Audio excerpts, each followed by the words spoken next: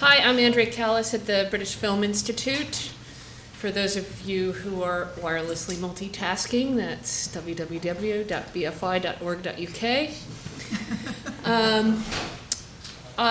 For those of you who don't know the British Film Institute, I like to say we've been providing access to heritage moving images since 1938. That's before I worked there. I was still working at UCLA with Jane. We do an enormous range of activities at the BFI, if you're not familiar with it. We have theaters on the South Bank.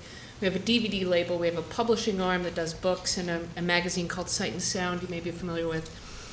We have the archive, which our marketing department is currently arguing is the largest in the world, and I don't really try to dissuade them from that view.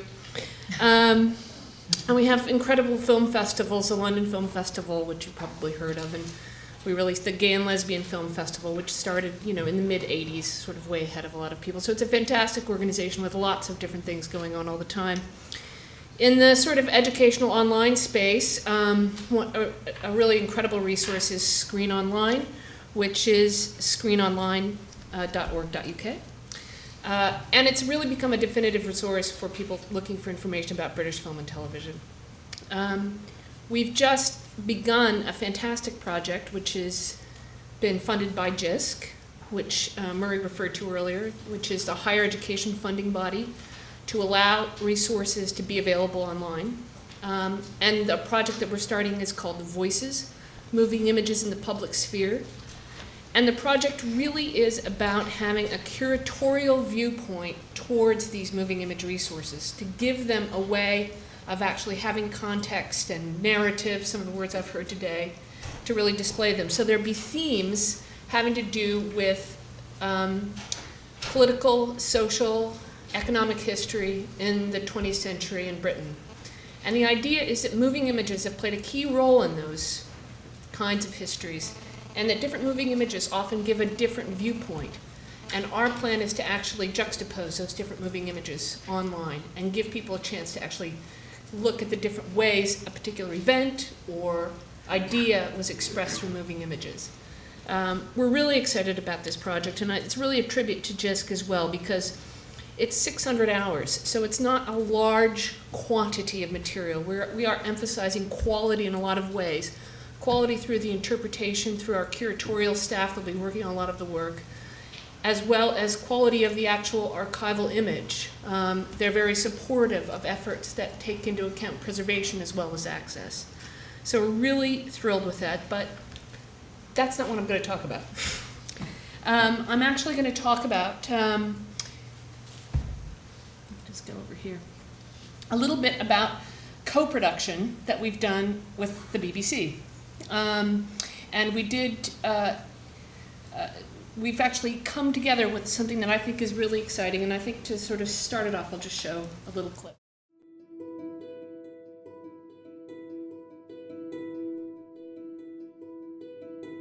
This is Bradford on Thursday, the 10th of April, 1902, filmed from the front of a tram.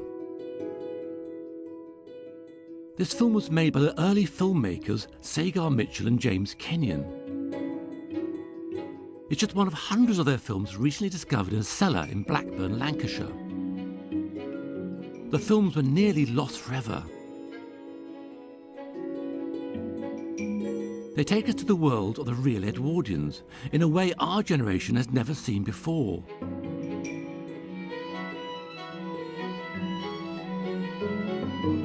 We will find out who these people were and what their lives were like.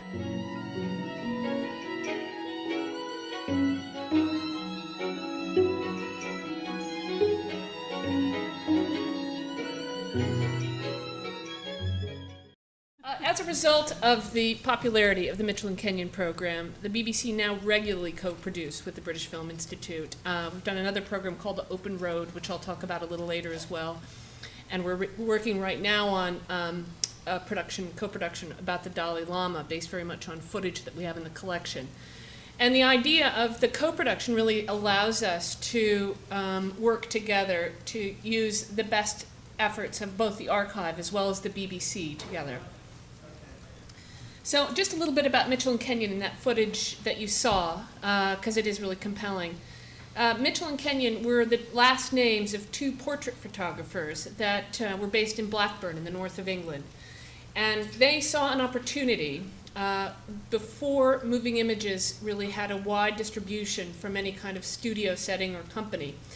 They were novelties, and they were novelties for people to go and see at carnivals and in city halls. And so they took their cameras out where there would be lots of people, which meant coming out of factory gates or along city streets, and just filmed them with big signs saying, "Come and see yourself later at the carnival or the townhouse." And what they did actually, which was fantastic, was actually record all these amazing faces from that time period. So that's why there's extraordinary material. The archive worked closely, the BFI worked closely with the University of Sheffield in actually interpreting and cataloging these films as well. And that's an important connection for education as well, is that we did work with them to actually build this information about the films, because it wasn't immediately available from just a roll of film in a can. So this is one of the kinds of materials that our colleagues at University of Sheffield found to actually show where these materials were shown, to give them some provenance and some context. So this business opportunity for this novelty, as I said, turned into this amazing social record. And they were really ordinary people in everyday situations. And this is, this slide here is just from Morecambe, a seaside resort in England. And it was all the north of England and Scotland and some of Ireland that some of these materials were shot. There were over 800 nonfiction titles between 1900 and 1913, and original negatives for those archivists, recovered and otherwise in the audience, from this time period are incredibly rare. Prints are what survive most of the time. So this gave us this amazingly beautiful kind of condition and quality of the image from this period as well. They would film anything they thought people would pay to see. But by filming at factory gates, as in this film, they would be guaranteed big audiences. The people they filmed would be curious enough to pay to see themselves on screen.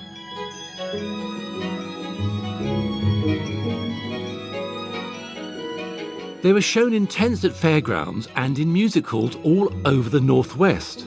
And these local films were the most popular item on the bill.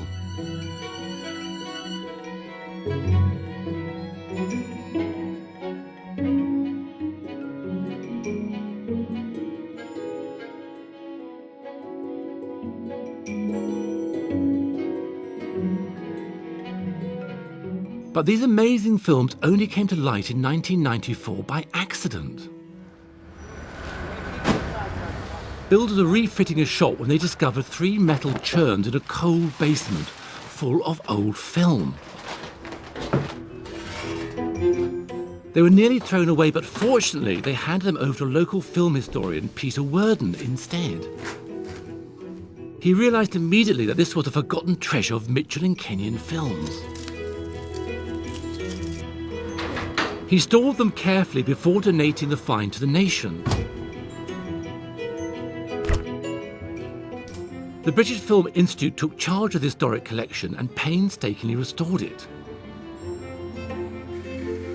It took 3 years, but now the results are amazing. 100-year-old films with hardly a scratch. Many as clear as the day they were shot. Discovered 3 metal churns in a cold basement full of old film. They were nearly thrown away, but fortunately they handed them over to local film historian Peter Worden instead. He realised immediately that this was a forgotten treasure of Mitchell and Kenyon films. He stored them carefully before donating the find to the nation. The British Film Institute took charge of the historic collection and painstakingly restored it. It took 3 years, but now the results are amazing.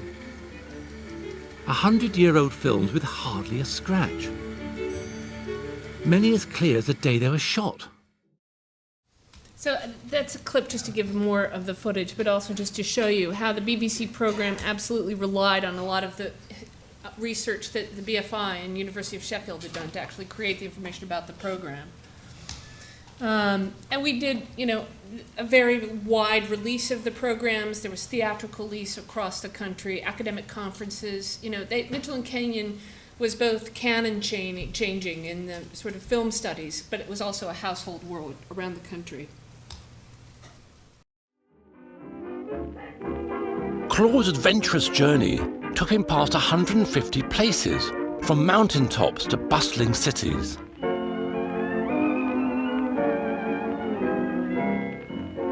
Along the way, he filmed these faces of grown-ups and children belonging to a bygone era.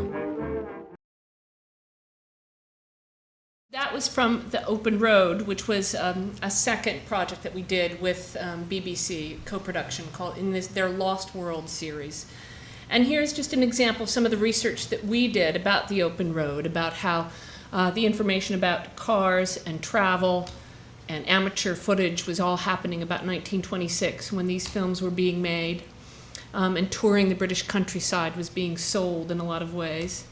And Claude Friese-Greene, son of William Friese-Greene, the British pioneer, was really behind this whole process to do this kind of color process. And it was based on a kinemacolor process. And it was so popular that it sort of filled theaters as large as some IMAX theaters are now. This one was called the Scala on Charlotte Street in London. And this is a picture of Claude with his camera on a boat. Coloured positive was shown at a fast speed, indeed a speed faster than most projectors were running at the time. The images combined through the eye and the brain, through the mechanics of the brain really, to create the illusion of a natural, full coloured world. Amazing really. And Claude said that this film would work in any cinema, providing that cinema had a projector that could run at a faster than usual speed. And of course that, for Claude, was a very powerful pitch, sales pitch for his colour process. However, it was a tricky process, and for audiences at the time, we think the end result might have looked rather like this. For us nowadays, it's not that easy to watch. But with modern-day printing technology, the British Film Institute, who carefully preserved and stored Claude's archive, has succeeded in making this much more watchable version. A very powerful pitch, sales pitch for his colour process. However, it was a tricky process, and for audiences at the time, we think the end result might have looked rather like this. For us nowadays, it's not that easy to watch. But with modern-day printing technology, the British Film Institute, who carefully preserved and stored Claude's archive, has succeeded in making this much more watchable version. I'm just going to show you one final clip of the restoration that we did. So this is so again, I think, the research that the producer, Emma Hindley, of these programs, who was fantastic, did, she absolutely paid attention to the kind of accuracy and historical research we'd done, both with the technology and the surrounding contextual history. And it gives us a chance to showcase this work that we do, spend a lot of time on restoring. Because Claude had sort of a red and green palette, he liked redheads, or gingers as we call them. Here's some more information about the open road. And I have to just end quickly with a shot from our Mediatek on the South Bank. If you're in London, you must come by. We have about 400 hours of archive footage available there, which is another way we're giving access to the world. Thanks very much.